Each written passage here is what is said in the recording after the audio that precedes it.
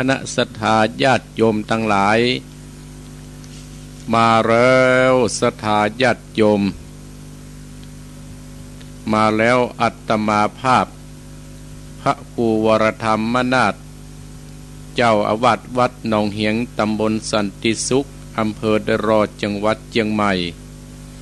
ได้นำรายการธรรมยามเจ้ามรดกธรรมกำเมืองรายการเจ้าวันอาทิตย์ก็ได้มาพบปะศรัทธาญาติโยม7 วันก็มาพบศรัทธาญาติโยมแห่งวัน2 ชั่วโมงรายการที่บรรดาศรัทธาญาติโยมบรรดาพ่ออุ้ยแม่อุ้ยพ่อออกแม่ออกพี่น้องศรัทธาญาติโยมได้สดับรับฟังไปนั้นรายการของท่านพระครูพิวัฒนวิกรมเจ้าอาวาสวัดปากตังเจริญตำบลดอยรออำเภอดอยรอจังหวัดเชียงใหม่ท่านปอของเฮาก็ได้จบลงไปศรัทธาญาติโยมมาแล้วศรัทธาญาติโยมมาวันนี้ซึ่งกระตรงเจ้าวันติดตรงกับวันที่4 ตุลาคมพ.ศ. 2563ตรงกับเดือนเกียงเฮียม2 ค่ำพ่ำว่าเป็นวันติดศรัทธาญาติโยมทั้งหลายวันนี้อาตมาภาพก็จะได้นำสาระธรรมะของพระพุทธเจ้าเฮานั้นได้มาได้มาเอ่ยกับศรัทธาญาติโยมมาแล้วศรัทธาญาติโยมก็เดี๋ยวเฮาก้วยก้วยจากันเนาะอาตมาภาพก็จะได้นำศรัทธาญาติโยมได้ไหว้พระสวดพุทธกุลธรรมกุลสังฆกุลเสียก่อนไปไหว้พระพุทธเจ้าเฮาเสียก่อนเพื่อเป็นมงคลที่อยู่ที่รับที่นอนของเฮาและเป็นมงคลที่ตุบกาดในรถในรางที่เฮาจะเดินทางในตอนเจ้านี้เนอลุกได้แล้วเนอเอาพร้อมแล้วเนาะเอาก็กราบลงที่หมอนเนอกราบ1กราบ2กราบ3เอาไหว้พระณบัดนี้อรหังสัมมาสัมพุทโธภควาพุทธังภควันตังอภิวาเทมิกราบสวะคาโตภควตาธัมโมธัมมังนัมมัสสามิกราบสุปฏิปันโนภควโตสาวกสังโฆสังฆังนัมมามิกราบนะโมตัสสะภะคะวะโตอะระหะโตสัมมาสัมพุทธัสสะนะโมตัสสะภะคะวะโตอะระหะโตสัมมาสัมพุทธัสสะนะโมตัสสะภะคะวะโตอะระหะโตสัมมาสัมพุทธัสสะนะโมตัสสะภะคะวะโตอะระหะโตสัมมาสัมพุทธัสสะพุทธังสรณังคัจฉามิธัมมังสรณังคัจฉามิสังฆังสรณังคัจฉามิตุติยัมปิพุทธังสรณังคัจฉามิตุติยัมปิธัมมังสรณังคัจฉามิตุติยัมปิสังฆังสรณังคัจฉามิตติยัมปิพุทธังสรณังคัจฉามิตติยัมปิธัมมังนังกัจจามิตติยัมปิสังฆังสรณังกัจจามิอิติปิโสภะคะวะอะระหังสัมมาสัมพุทโธวิชชาจรณะสัมปันโนสุขโตโลกวิโตอนุตโตปุติสัตตมัสสัตตติสัตตาเทวมนุสสนังพุทโธภะคะวะติสวะคาโต ภะคะวะตาธัมโมสันทิติโกอาการิโกเอหิปัจจิโกโอปะนะญิโกปัจจัตตังเวทิตาโพวินโยอิติสุปฏิปันโนภะคะวะโตสาวกสังโฆอุนจมปฏิปันโนภะคะวะโตสาวกสังโฆญาญาปฏิปันโนภะคะวะโตสาวกสังโฆสามิจิปฏิปันโนภะคะวะโตสาวกสังโฆญาติตังจัตตาเดปุติสายุคณิอัตตาปุติสาปุคคาราเอสาภะคะวะโตสาวกสังโฆอะหุนโยปะหุนโยอัญชาเตงกะระนิโยอนุตตรังบุญญาเขตังโลกัสสาติตานะปัตละมีสัมปันโนตานะอุปปัตละมีสัมปันโนตานะปัตละมัตตาปัตละมีสัมปันโนไมตติเมตตากรุณามุทิตาอุเบกขาปัตละมีสัมปันโนอิติปิโสภะคะวาสิราปัตตมีสัมปันโนสิราอุปปัตตมีสัมปันโนสิราปัลละมัตตปัตตมีสัมปันโนไมตติเมตตากรุณามุทิตาอุเบกขาปรมีสัมปันโนอิติปิโสภะคะวาเนกขัมมะปัตตมีสัมปันโนเนกขัมมะอุปปัตตมีสัมปันโนเนกขัมมะปัลละมัตตปัตตมีสัมปันโนไมตติเมตตากรุณามุติตาอุเบกขาปัตตมีสัมปันโนอิติปิโสภะคะวาปัญญาปัตตมีสัมปันโนปัญญาอุปปัตตมีสัมปันโนปัญญาปัลละมัตตปัตตมีสัมปันโนไมตติเมตตากรุณามุติตาเบกาปัตตมีสัมปันโนอิติปิโสภะคะวาวิติยาปัตตมีสัมปันโนวิติญาอุปปัตตมีสัมปันโนวิติญาปัลละมัตตปัตตมีสัมปันโนไมตติเมตตากรุณามุติตาอุเบกขาปัตตมีสัมปันโนอิติปิโสภะคะวาขันติปัตตมีสัมปันโนขันติอุปปัตตมีสัมปันโนขันติปัลละมัทธาปัตตมีสัมปันโนไมตติเมตตากรุณามุติตาอุเบกขาปัตตมีสัมปันโนอิติปิโสภะคะวาสัจจะปัตตมีสัมปันโนสัจจะอุปปัตตมีสัมปันโนสัจจะปัลละมัตตปัตตมีสัมปันโนไมตติเมตตากรุณามุติตาอุเบกขาปัตตมีสัมปันโนอิติปิโสภะคะวาอาทิตตานาปัตตมีสัมปันโนทิตานาอุปปัตตมีสัมปันโนอาทิตตานาปัลละมัตตปัตตมีสัมปันโนไมตติเมตตากรุณามุติตาอุเบกขาปัตตมีสัมปันโนอิติปิโสภะคะวาเมตตาปัลละมีสัมปันโนเมตตาอุปปัตตมีสัมปันโนเมตตาปัลละมัตตปัตตมีสัมปันโนไมตติเมตตากรุณามุติตาอุเบกขาปัตตมีสัมปันโนอิติปิโสภะคะวาทัสสะปัลละมีสัมปันโนทัสสะอุปปัตละมีสัมปันโนทัสสะปัลละมัตตปัตละมีสัมปันโนไมตติเมตตากรุณามุติตาอุเบกขามีสัมปันโนอิติปิโสภะคะวาพุทโธโนอนันตติคุณโนวัตโสภะคะวาอิติปิสาธุสาธุภะปัญญาปัตละมีสัมทิตัสสาธุภะปัญญาปัตละมีวัดเวทล้อมวิติญาปัตละมีอ้อมล้อมระวังดีศีระปัตละมีบางหอกดาบเมตตา ปาลามีปัปเปตังปืนตานะปารามีเป็นพื้นตั้งต่ออุเบกขาปาลามี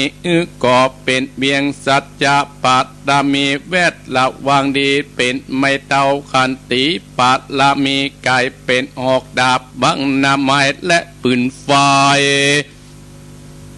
อธิฐานาปาลามีภาปาปับไปจุแห่งแข่งแข่งแรงแรงปับหูมันปีสังภายเพศทุกตาเวทเหตุนางทอรานีอัศจรรย์เสือเหมือนพันอยู่กวางน้ำนาตีกวางต่อกวางแตกตีฟองนาน้องนาโนเป็นเกาตอกดอกไม้มาปูจาพระเกณฑ์ไตสัตตันพระพุทธังเลยจุงมาไปโพดจุงมาอนุญาตโพดผูกขาดเตะดีแม่ทอรณีออกมารีดมวยผมอยู่ตีธาตุจังไรขาดขงาสับพ่นดินพ่นนำนาทีโรงพระไปขอหับจับเต้าปะยามานเอาปุ่นกัวไปเยกมือตุนหัวใส่กาผู้ขานี้ชื่อว่าลูกศิษย์พระพุทธเจ้าตนบุญสมปันอันมากพระพุทธเจ้าจริงตั้งพระปัญญาปัตตมีไว้เก้าจานตั้งไว้ตั้งนาก็ได้เก้าจานตั้งไว้ตั้งหลังก็ได้เก้าจานตั้งแต่หัวถึงตีนก็ได้เก้าจานเส้นวาดตั้งแต่ตีนถึงหัวก็ได้เก้าจานเส้นวาดลูกปืนจากมาเสมอเหมือนปนเส้นอากว่าจักบอกมากระไดข้าพเจ้าก็ได้ไว้ว่าพุทธคุณนางธรรมะคุณนางสังฆคุณนางพุทธอินตาธรรมอินตาสังฆอินตาสะเมธรณีปุจอยู่เหนือน้ำอยู่กำเป็นดินกันกัลเนกึดถึงคุณพระปิตาคุณพระบรรดาคุณครูบาอาจารย์คุณพระแก้วเจ้าตั้งสามประการคือคุณพระพุทธังคุณพระธรรมังคุณพระสังฆังคุณแดดคุณฝนคุณน้ำคุณลมคุณไฟคุณกุราชเจ้าก็ดีคุณป่าเจ้าต้นเผาวัดนาก็ดีคุณนางอุตลาก็ดีคุณพระปัจเจเจ้าก็ดีคุณแม่ทอละนี้เจ้าก็ดีจุงมารักษากำนาและกำลังยังตนตัวเองข้าพเจ้าและท่านผู้ฟังและเจ้าของสถานีกู้สถานีและกู้คนยำนี้เตรียมนี้ตีแดดีจิมเตอพุทโธพุทธังรักษาธรรมโมธัมมังรักษาสังโฆสังฆังรักษาพุทโธพุทธังอะระหังธัมโมธัมมังอะระหังสังโฆสังฆังอะระหังพุทโธพุทธังกันอาธัมโมธัมมังกันอาสังโฆสังฆังกันอาพุทโธโภคธัมมังปิดสังฆังมิตรอายุวันโนสุขังพะลังเอาละศรัทธาญาติโยมบรรดาพ่ออุ้ยแม่อุ้ยพ่อออกแม่ออกพี่น้องศรัทธาญาติโยมทั้งหลายอาตมาภาพได้นำศรัทธาญาติโยมบรรดาพ่ออุ้ยแม่อุ้ยพ่อออกแม่ออกท่านผู้ฟังและศรัทธาญาติโยมขึ้นสีขาวได้ไหว้พระสวดพุทธกุลธรรมกุลและปารมี10ตัดและ30ตัดของครูบาเจ้าสิวิจัยจบไปแล้วญาติโยมบรรดาพ่ออุ้ยแม่อุ้ยพ่อออกแม่ออกพี่น้องศรัทธาท่านทั้งหลายมาวันนี้เป็นเจ้าวันติดตรงกับเดือนเกียงตรงเดือนเกียงแฮมศรัทธาญาติโยมกับแฮม2 ค่ำตะวาก็เป็นวันตักบาตรเทโววันนั้นก็เป็นวันออกพรรษาปรณาออกพรรษาศรัทธาญาติโยมพ่อแม่ศรัทธาญาติโยมท่านผู้ฟังทั้งหลายกาลเวลาก็ล่วงเลยไปกาลเวลาเฮาก็ล่วงเบยไปเหมือนกับสังขารของคนเฮาเนี่ยศรัทธาญาติโยมบรรดาพ่ออุ้ยแม่อุ้ยพ่อออกแม่ออกพี่น้องศรัทธาญาติโยมว่าสักกี่วันเนี่ยศรัทธาญาติโยมเข้าพรรษาจากวันเข้าพรรษาก็ออกพรรษาและก็ตักบาตรเตโวเนี่ยศรัทธาญาติโยมแต่ว่านี่ อาตมาภาพได้ไปร่วมงานในตักบาตรเทโวที่วัดพระธาตุเจ้าโดยน้อย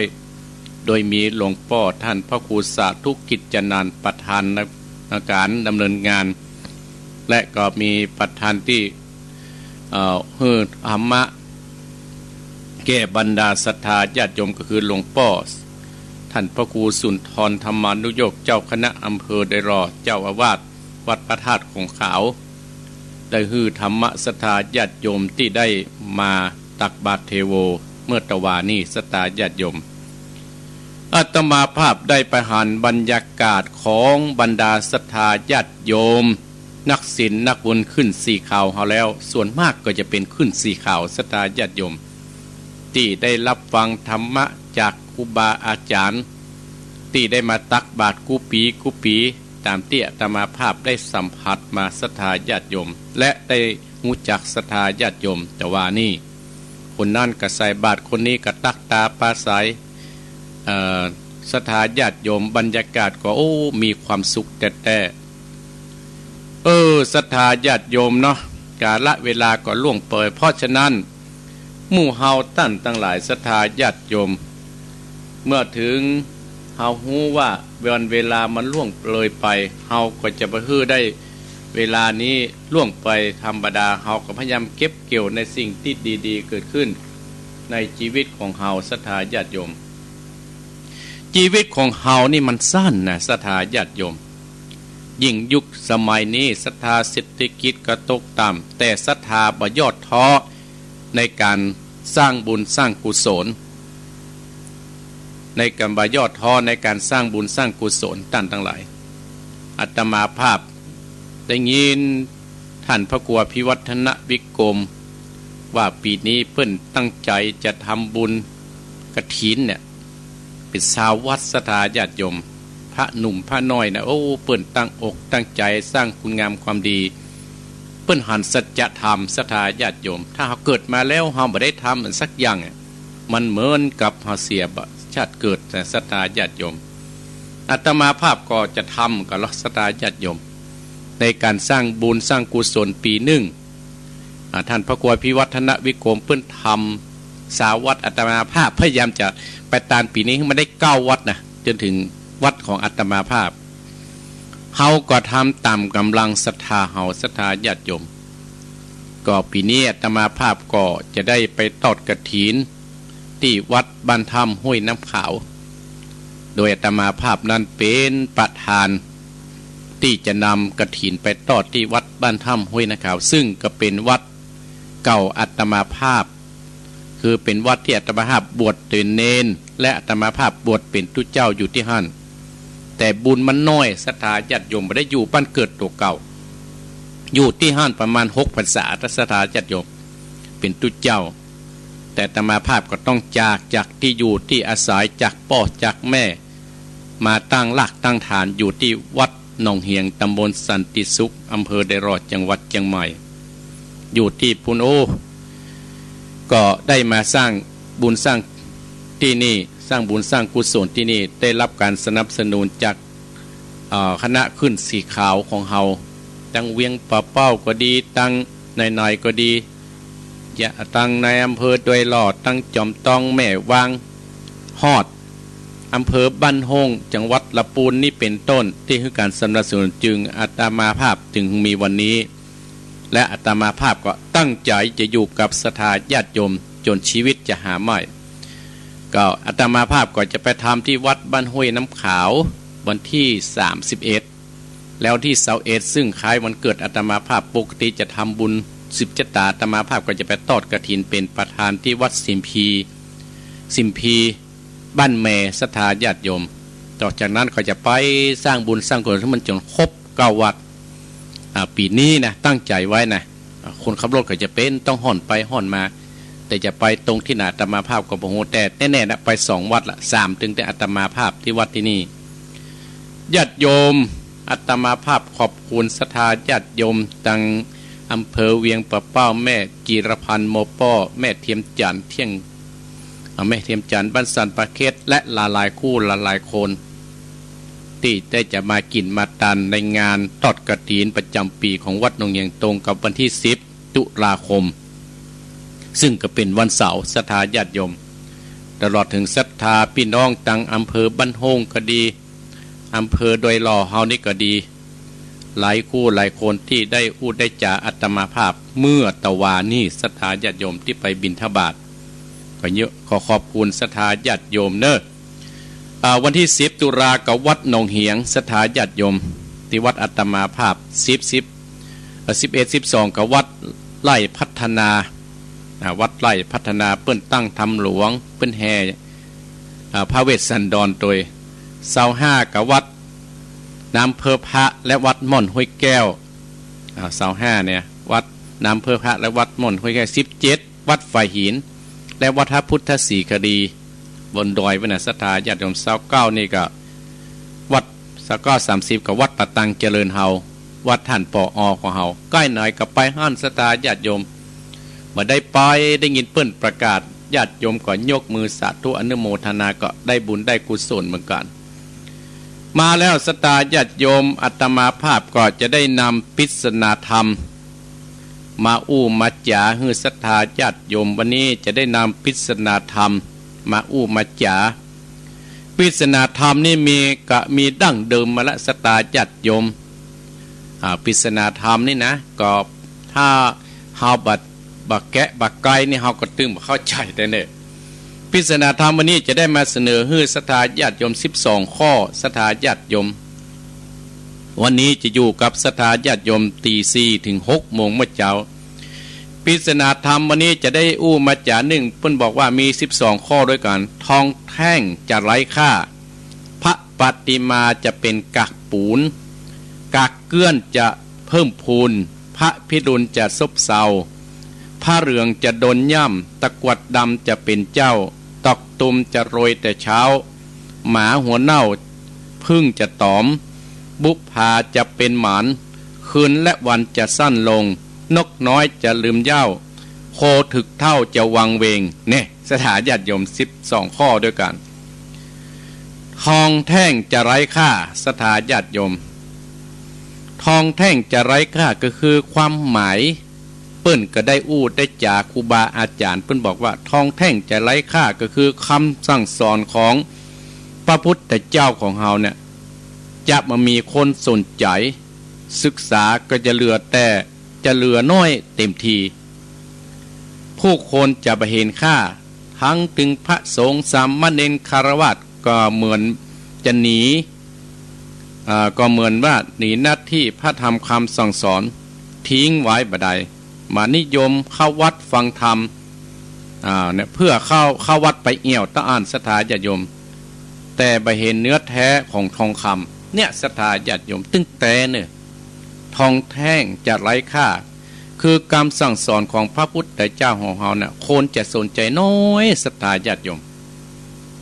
แต่ก่อนอาตมาภาพเป็นเนนเป็นตุใหม่ๆศรัทธาวัดหนึ่งมีตุเจ้าเนี่ยนักขนาดนะที่ครั้งแรกที่อาตมาภาพจำบรรยากาศที่อาตมาภาพอยู่วัดบ้านถ้ำห้วยน้ำขาวตุมีเป็น9 ตน10 ตนนะศรัทธาญาติโยมเนนมีเป็น10อยู่ด้วยกันนะอาตมาภาพถึงได้เปิ้นถึงได้มาปล่อยมาที่นี่ศรัทธาญาติโยมหันดับไปละหัน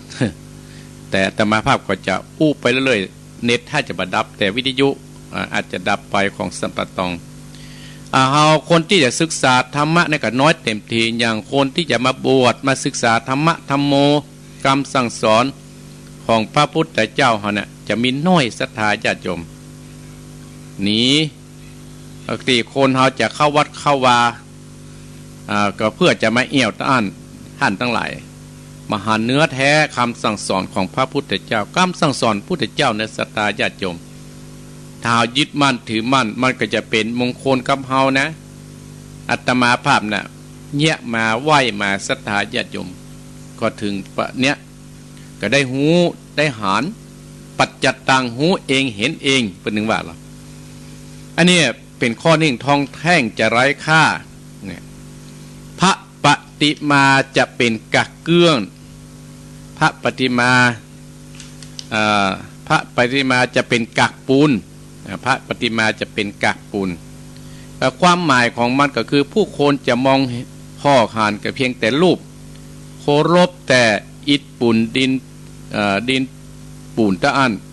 หรือเป็นเครื่องประดับเริ่มบ่เคารพพระพุทธเริ่มบ่เคารพพระธรรมคำสั่งสอนนี่เป็นต้นเสื่อมศรัทธาในพระพุทธศาสนาเฮากลับมองว่าเป็นแค่แต่วัตถุเนี่ยตั้นตั้งหลายอีพ่ออีแม่บางคู่บางคนก็เอาพระพุทธรูปเฮาเนี่ยไปปฏิบัติท่านไปประดับท่านไปประดับนี่เตื้อตมาภาพหานอยู่ตักฝนตักแต่น้ำตาแทบจัดนี้นะแต่เฮาก็เป็นส่วนหนึ่งได้ไปอู้ไปจ้าบอกกล่าวเขาผู้คนเฮาเนี่ยจะเห็นจะหันว่าพระปฏิมาเป็นแค่กักปูน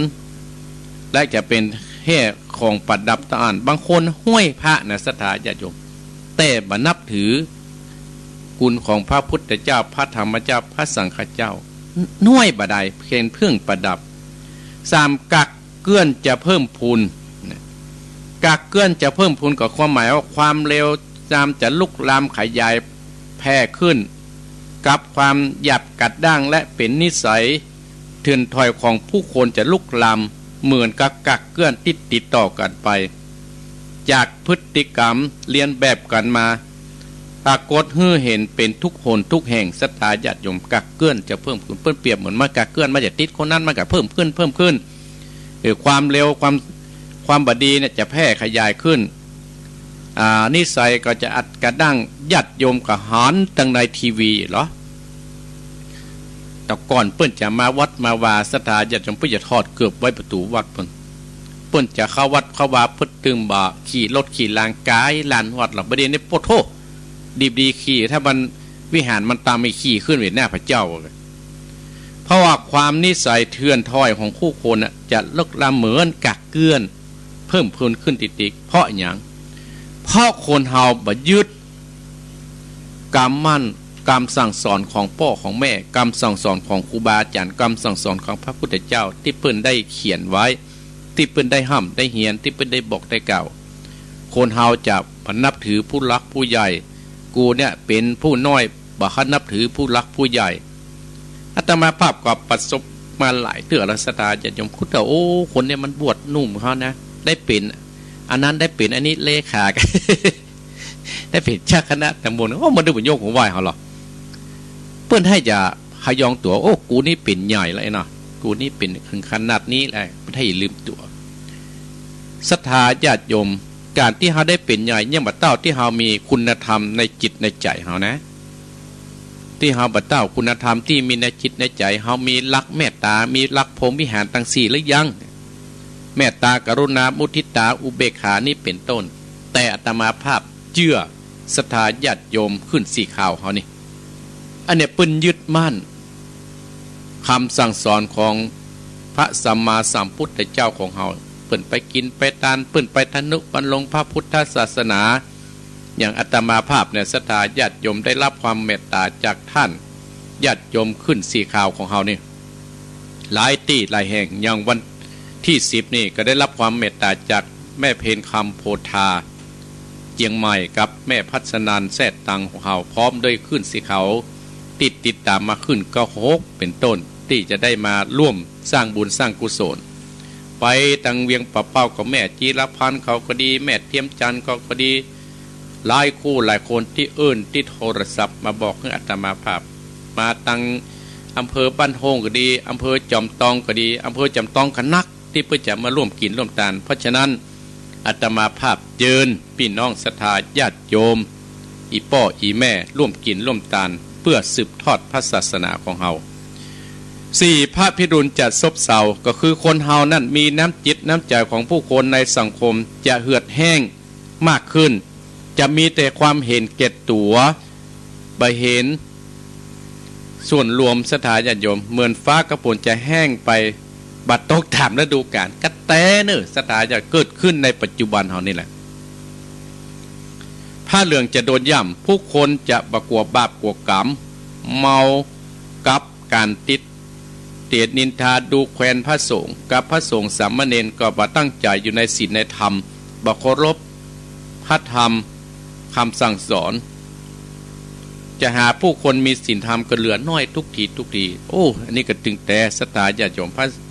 พระเหลืองจะโดนย่ำพ่อในทีวีที่เปิ้นยับก่อนฮะสถาญาติโยมหลวงพ่อเจ้าคุณอะไรอย่างน่ะที่เปิ้นยับไปในกรุงเทพเนี่ยบาดูที่บาดูถ้อยเนี่ยคนเฮาผลปรากฏเปิ้นไปมากะเปิ้นชนะตามเตี้ยตามมาห้าบรรดาตามมาห้าปัจเจาะรายละเอียดนะสตาญาติโยมแต่เปิ้นชนะอ่ะหาตาหน้าก่อนเปิ้นยกฟ้องบ่ดีอินดูไปเดือดเหยียบหยามปาดต่างๆนานาที่ได้อู้ได้จ่าว่าเปิ้นเอาคืนบ่ได้สักอย่างสตาญาติโยมอาตมาถึงว่าเชื่อเนี่ยกุลของพระพุทธเจ้ามีแต่กุลของพระธรรมมีแต่กุลของพระสงฆ์มีแต่ญาติโยมบรรดาป้าอุ้ยแม่อุ้ยที่ภายที่จังเหยียบย่ำผู้มีกุลเนี่ยศรัทธาญาติโยมอีป้ออีแม่มันได้รับโทษแต่นะศรัทธาญาติโยมทั้งหลายก็พ่อพระเทวทัตหาศรัทธาญาติโยมก็เป็นเพื่อนฟูงกันมาเมื่อสมัยพระพุทธเจ้าของเฮาอีป้ออีแม่ละกึดนะพุทธเจ้ากับเทวทัตเนี่ยเป็นเพื่อนกันเป็นพ่อกามาตัวกันแต่พระสร้างบุญสร้างบารมีร่วมกันเนี่ยเทวทัตเนี่ยเกิดอิจฉาพระพุทธเจ้าของเฮาเนี่ยที่เปิ้นได้สำเร็จเป็นพระอรหันต์พุทธเจ้าเฮาได้ไปบิณฑบาตที่ไหนก็ตามไปที่ไหนก็ตามปฏิบัติอีกก็ตามเทวทัตเนี่ยก็จะไปลังกวานฮืดพระพุทธเจ้าเฮาเนี่ยได้จิตใจหดหู่แต่พุทธเจ้าเฮาเปิ้นมายอดท้อในการสร้างบุญสร้างบารมีแต่เทวทัตเปิ้นก็มายอมซะละโดยเปิ้นพระพุทธเจ้าเฮาไปบิณฑบาตเนาะขึ้นอยู่ไปโดยกิ้งไปหินใส่พระพุทธเจ้าจะฆ่าพระพุทธเจ้าให้โปงพระพุทธจะฆ่าพระพุทธเจ้าให้ตายมาเสี่ยงโลกนี้ไปแต่บุญกุศลที่เพิ่นได้สร้างคนที่มีบารมีศรัทธาญาติโยมกิ้งไปหินมาก็แค่ไปตามตีนพระพุทธเจ้าแค่เล็บตีนเบาะไอ้เนาะถ้าเป็นบ้านเฮาอู้ไงแค่เล็บตีนจะกิ้งไปหินบาพาใส่พระพุทธเจ้าเฮาแต่บุญของเพิ่นนักญาติโยมทั้งหลายอีป้ออีแม่กับกรรมนั่นก็ได้ตามสนองเนาะแผ่นดินยะจ้องไว้เนาะสูบเจ้าเทวทัตตกไปไฟนั่นกระทั่งไหม้เทวทัตเนี่ยสถานญาติโยมเนี่ยเหมือนกับคนที่จะเหยียบย่ำผ้าเหลืองของเราอาตมาภาพว่าต้องมีจริงแห่มาเมืองเขาถึงโดนแน่แต่จะได้แจ้งนะสถานญาติโยมอันนี้นึกเอาคนเดียวนะก็ตามที่อาตมาภาพนึกถึงอดีตที่ผ่านมาก็คือพระพุทธเจ้าเขานี่เป็นต้นเป็นประธานครูบาอาจารย์สถาญาติโยมที่เปิ้นประพฤติปฏิบัติก็มีหลายตนหลายองค์เนาะที่เปิ้นโดนที่คนเปิ้นเยะเหือก็อาตมาภาพที่หูที่หันมาก็คือครูบาเจ้าศรีวิจัยเนาะเปิ้นโดนสปะสปันสถาญาติโยมผลสุดท้ายคนที่เปิ้นเยะเหือกับรับทุกเวทนาหมดเนาะ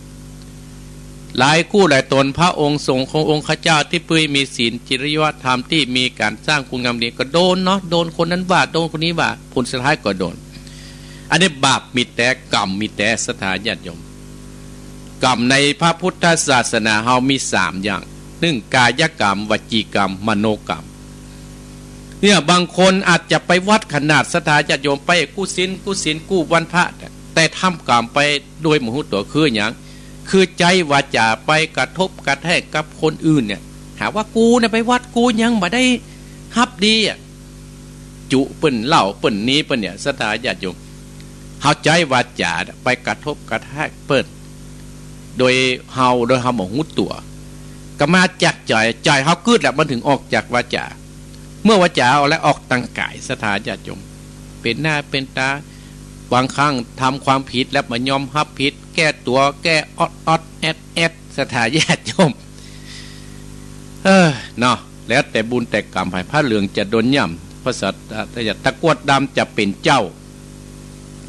ตะกรวดดำจะเป็นเจ้าคนในตระกูลต่ำมีจิตใจต่ำซามเมื่อเป็นใหญ่มีอำนาจจะเหลืองในอำนาจโอ้อันนี้สถาญาติโยมกึศเอาคนในตะกรวดดำจะเป็นเจ้าคนในตระกูลต่ำมีคนจิตใจต่ำซามเมื่อได้เป็นใหญ่แล้วของอำนาจแล้วจะลงเลิงในอำนาจนี่ก็คือเอาคนเดียวสถาญาติโยมเขาจะเป็นต้องเจาะละสถาก็พิจารณาเอาปะอุยแม่อุยคือเอาคนเดียวเนาะดอกตุ่มจะโรยแต่เช้าหมายความว่าจะได้สถาญาติโยมก็หมายความว่าละอ่อนแม่ยิง เริ่มมีคู่ตั้งแต่อายุน้อยยังบัดโตยังเป็นตันเป็นสาวเที่ยวหากู้รับกู้นอนทั้งเอาใจห่างจากพ่อจากแม่เพื่อนฮ้องว่าแก่แดดแต่สถานจะจบแต่กึดเอาคนเดียวนะอาตมาภาพอยู่วัดนี่ได้หูได้หอนเพราะว่าได้หูได้หอนมาเจ็บไปเอวนะสถานจะโยมกับพ่อแม่เขาเนี่ยเอามาให้อาตมาฟังเตือลูกมานั่งส่องหน้าอาตมาภาพก็มีนักถ้าอยู่วัดนะสถานจะโยม มาหนึ่งสถานจะโยมเนาะเนี่ยลูกเขาเนี่ยจะเอาใจออกห่างพ่อเอาห่างแม่เอาคนตั้งเปื้อนเนี่ยมาเป็นเปื้อนเป็นกู้คิดกู้นี้เนี่ยดอกตูมจะโรยแต่เช้ามาหัวเน่าจะพึ่งจะตอมคนบดีเนรคุณก็จะมีนักแต่สังคมเฮาก็จะยกย่องชื่นชมกับกรรมเจือกรรมอู้คิจุของคนทั้งเหล่านั้นเนี่ยสถานทั้งหลายแต่เนี่ยคนดีเนี่ยจะเริ่มห่างหายไปคนบดีเนี่ยจะเริ่มเพิ่มคุณนะเพราะฉะนั้นอาตมาภาพเชื่อมั่นในคลื่นสีขาวของเฮานี่คนดีเนี่ยเพิ่มขึ้นเมื่อมีวิทยุเนี่ยไฟหินก็ดีของไอ้สมบัติน้ำบ่อหลวงเฮาก็ดีเพิ่มคนทั้งหลายก็จะหุมกินหุมตาลอาตมาภาพตะก่อนสตาญาติโยมเมื่อมันมีวิทยุเนี่ยสตาญาติโยมมหานศรัทธาญาติโยมตามกฐินกันแล้วประเดี๋ยวนี้ศรัทธาญาติโยมถือเป็นประเพณีเลยนะวัดหนองเหียงเนี่ยสถานถือเป็นประเพณีเลยกินสลักปุ๊บเขาจะถามนะโอ้เมื่อใดงานกฐินเมื่อใดท่านพระครูคนตุกคนอย่างในศรัทธาญาติโยมเขาจะถือเป็นอันนี้ไปเลยในศรัทธาญาติโยมอาตมาภาพได้หูได้หอนเพื่อจะถามเขากันเลยเนี่ยบุพภาจะเป็นหมอนศรัทธาญาติโยมคนดีนั้นจะถูกผู้คนด่ากันต่างๆนานาศรัทธาญาติคนดีมันมีเลยก็มันไม่ค่อยมีไผ่ชมศรัทธาก็จะหนีไปคืนละวันจะสั้นลงตึ้งแต่เนี่ยคิดว่ากล้าบิณฑบาตตักบาตรเตโวนะศรัทธาญาติโยมแต่วันนี้เปลี่ยนไปแล้วคืนละวันจะสั้นลงผู้คนเขาจะเพลิดเพลินในการเสพสิ่งบันเทิงต่างๆกินเล่นโซเชียลเล่นเนี่ยโทรศัพท์มันมีเวลาพูดคุยกับคนในครอบครัวชีวิตในครอบครัวจะซ่อนลงศรัทธาญาติโยมบางคนพ่อแม่บัสบายนะมหันไม่นะเพื่อมาพ่อแม่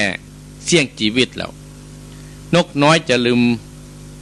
เหย้าคนรุ่นใหม่คนสมัยว่าจะลืมพ่อลืมแม่จะลืมบ้านลืมเมืองจะลืมวัฒนธรรมประเพณีของตัวเก่าแล้วอ่อนเฮาเนี่ยศรัทธาญาติโยมแต่คนเฒ่าคนแก่อาตมาภาพเนี่ยบ่ให้เป็นห่วงขึ้นสีข่าวของเฮาเนี่ยอันนี้เพิ่นจึงบ่ลืมโคถึกเท่าจะวางเวงไอ้แต่เนี่ยคนเฒ่าคนแก่เฮาจะถึกทอดทิ้งให้อยู่ตามลำพังแต่ศรัทธาญาติโยมเนี่ยอาตมาภาพได้มาได้มาจ่าให้ศรัทธาญาติโยมตามเตียอาตมาภาพได้ห้ามได้เฮียนได้ศึกษามาปริศนาธรรมได้ได้จ่าท่านศรัทธาญาติโยมมี12ด้วยกัน1ทองแท่งใจไร้ค่าพระปฏิมาเป็นกักปูนเกิดกักเกื้องจะเพิ่มพูนพระพิรุณจะซบเซาผ้าเหลืองจะโดนย่ำตะกรวดดำจะเป็นเจ้าดอกตูมจะโรยแต่เช้าหมาหัวเน่าจะพึ่งจะตอมบุพภาจะเป็นหมานคืนและวันจะสั้นลงนกน้อยจะลืมเหย้าโคถึกเท่าจะวางเวงคนเฒ่าคนแก่ก็จะเปิ่นจะละให้อยู่คนเดียวศรัทธาญาติโยมอันนี้เป็นต้นเป็นประธานที่อาตมาภาพได้ได้จ่าศรัทธาญาติโยมเวลาก็ล่วงเลยมาเนี่ยเวลาจะสั้นศรัทธาญาติโยมก็อาตมาภาพก็อนุโมทนากับศรัทธาแม่นอมยายนอมอำเภอสันกำแพงได้ปะอาตมาภาพถ้าจะฟังก็ยายนอมเนอะยายนอมโทรมาเนอะอยู่บ้านสันกำแพงอำเภอสันกำแพงแล้วก็อนุโมทนากับปออ้ายแม่น้อยบ้านใหม่สันโป่งแม่ลีมแม่นอมได้บริจาคศรัทธาญาติโยมซื้อผ้าตรายในงานกฐินวัดหนองเหียงเฮาที่นี่เปิ้นบัดเจ้าฮู้จักอาตมามาเปิ้นหันอาตมาภาพจะไปซื้อผ้ากับโซเฟอร์ซึ่งเป็นเจ้าภาพเปิ้นก็เลยขอเป็นเจ้าภาพร่วมอนุโมทนากับแม่นอมที่อยู่สันกำแพงเนี่ยเพิ่นฟังวิทยุฝ่ายหินนะศรัทธาญาติโยมวันนี้ก็ถ้า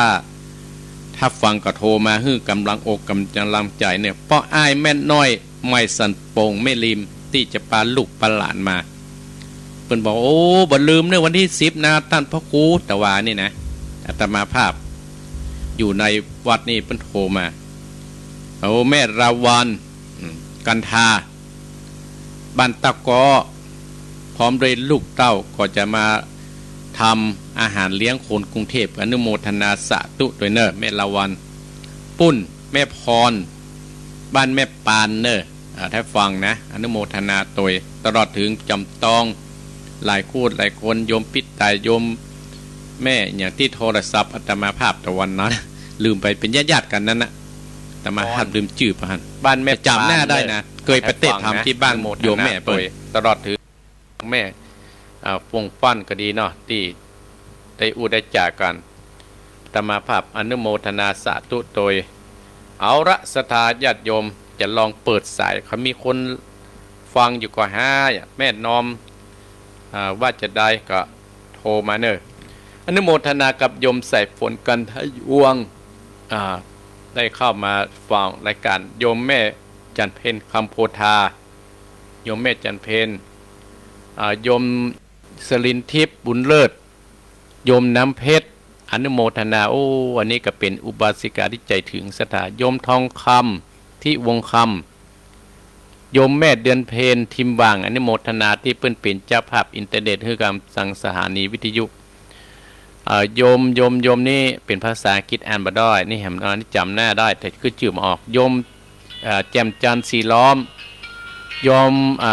พรธนาวิเศษโยมสุมารีใจตาเอาเจอเนิร์ดโยมแม่ดงรักเอาโทรแล้วนะมาจะเริญปอนไหว้สาเจ้าทำพระโคเจ้าแม่เกียรติทิพย์แม่เกียรติทิพย์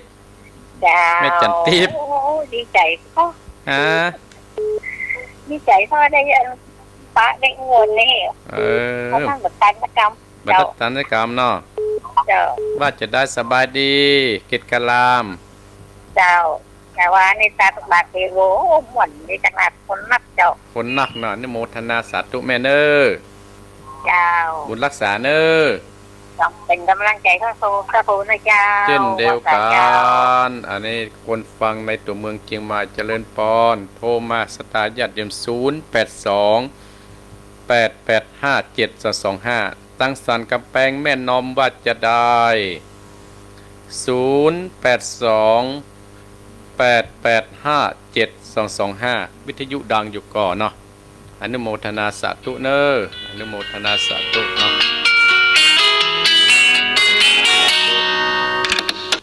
เจริญปอน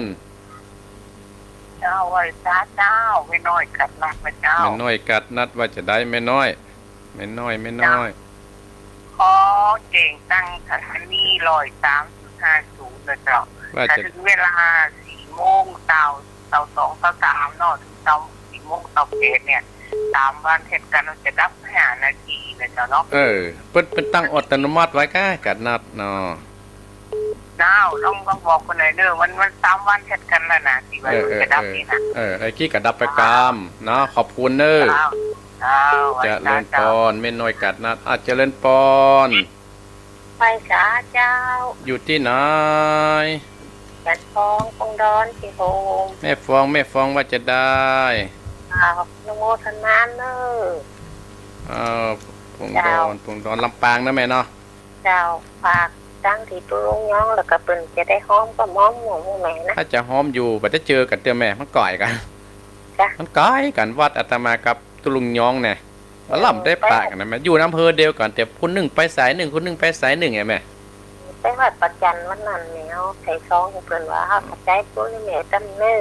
อยินดีเน้อแม่ฟองเน้อเอาใจแต่ไปทุกแขวมันไกลเป็นยังเอาใจส่งมาก็ได้นะแม่เน้อจะเลินปอนแม่ฟองเจริญปอนแม่ฟองเจริญปอนตามไปสารันวะคูโอ้พ่อเลี้ยงใหญ่พ่อบุญตันว่าจะได้พ่อบุญตันใจฮะผู้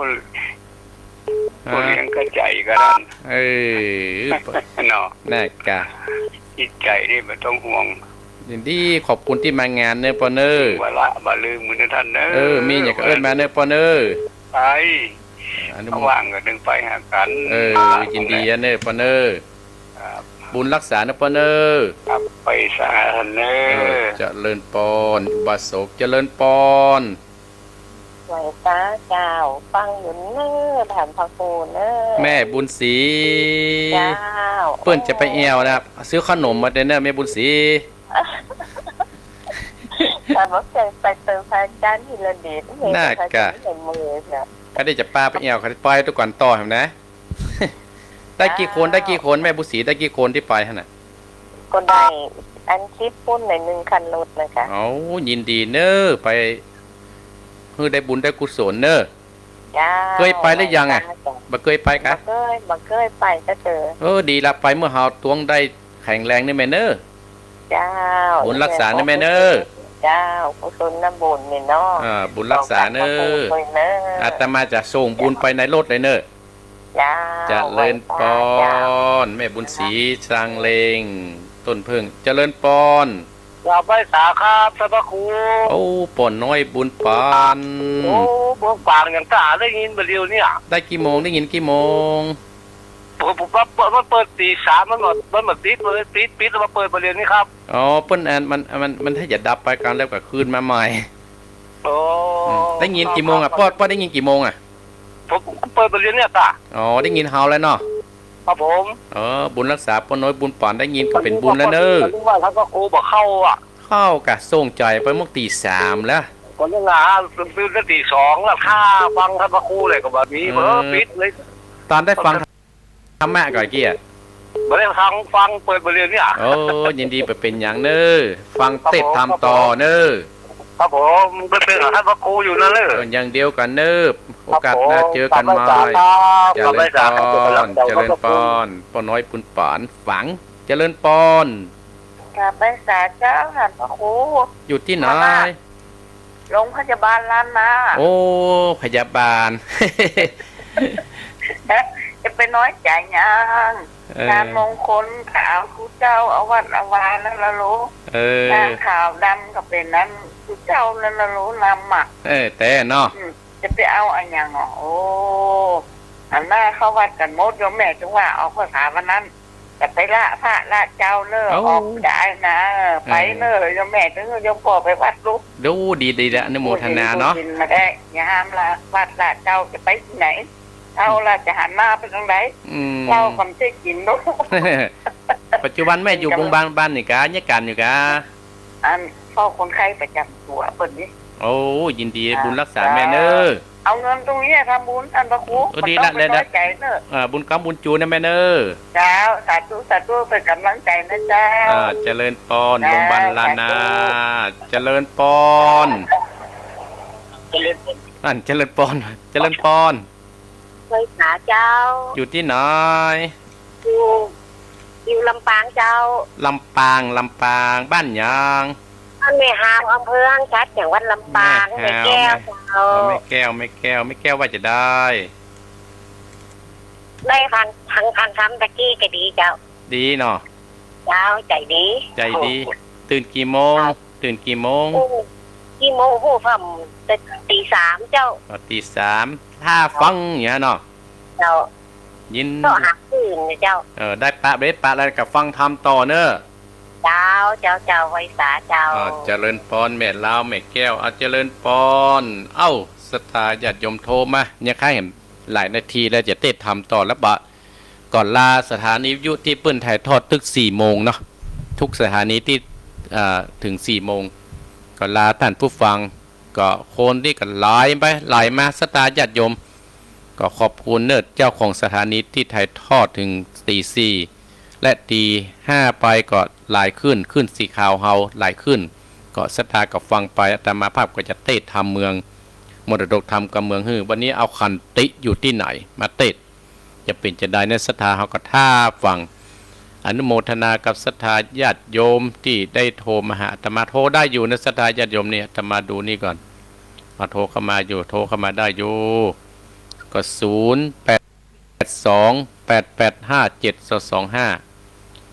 พี่น้องสังกะแปงว่าจะได้ฟังอยู่ก็โอ้นี้แม่สมศรีใจบุญหันตะวันนี่ก็ปุ่นอยู่เวียงเชียงใหม่สมพรอนุโมทนาสาธุโดยหลายอยากนี่อนุโมทนาสาธุเนาะที่โยมสุมารีใจตาอยู่เวียงปะเป้าฟังตังเน็ตบ้านบกขอน